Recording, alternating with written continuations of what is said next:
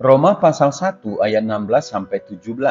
Sebab aku mempunyai keyakinan yang kokoh dalam Injil, karena Injil adalah kekuatan Allah yang menyelamatkan setiap orang yang percaya. Pertama-tama orang Yahudi, tetapi juga orang Yunani. Sebab di dalamnya nyata kebenaran Allah yang bertolak dari iman dan memimpin kepada iman. Seperti ada tertulis, orang benar akan hidup oleh iman. Tidak malu mengakui Injil.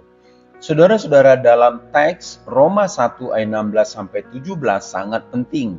Firman Allah ini telah mempertobatkan banyak orang. Misalnya Martin Luther, salah satu tokoh reformasi gereja di abad ke-16. Sekian lama berupaya untuk memperoleh pembenaran di hadapan Allah melalui perbuatan baik, tetapi tanpa kepastian dan kedamaian. Luther akhirnya menyadari bahwa pembenaran merupakan anugerah Allah bagi orang berdosa yang beriman kepada Yesus Kristus, yaitu pembenaran adalah melalui iman. Dari sisi teologi, pembenaran melalui iman secara esensial membedakan iman Protestan dari Yudaisme, Roma Katolik maupun agama-agama lain. Yang lain menambahkan perbuatan baik pada iman sebagai syarat untuk dibenarkan oleh Allah. Sedangkan Roma 1 ayat 16-17 menegaskan bahwa pembenaran hanya melalui iman.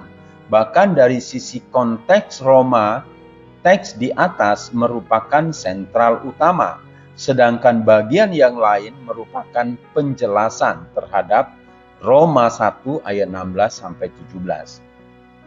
Saudara-saudara, mari kita perhatikan kata sambung sebab. Di awal bagian ini menunjukkan bahwa ayat 16 merupakan alasan tambahan bagi kerinduan Paulus, yaitu untuk berkunjung ke Roma. Selain karena dia merasa berhutang kepada orang-orang Yahudi maupun non-Yahudi, dia juga mempunyai keyakinan yang kokoh dalam Injil. Secara hurufiah ayat ini berbunyi, sebab aku tidak malu terhadap Injil. Saudara-saudara, mengapa Paulus mengungkapkan bahwa dia tidak malu terhadap Injil?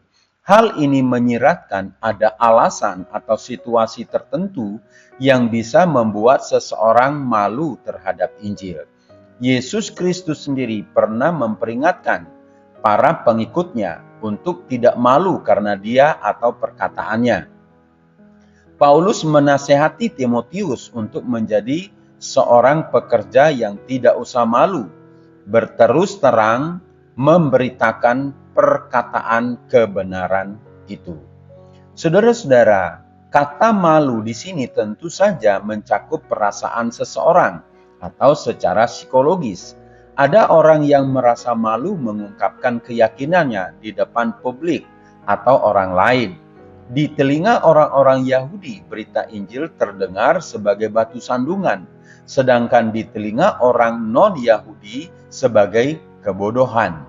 Tetapi Paulus dengan tegas menyatakan bahwa dia tidak malu mengakui Injil. Injil yang dimaksud di sini adalah Tuhan Yesus Kristus. Saudara-saudara, jangan malu mengaku sebagai murid Kristus. Tunjukkan identitasmu sebagai pengikut Kristus sejati. HOR Ministry.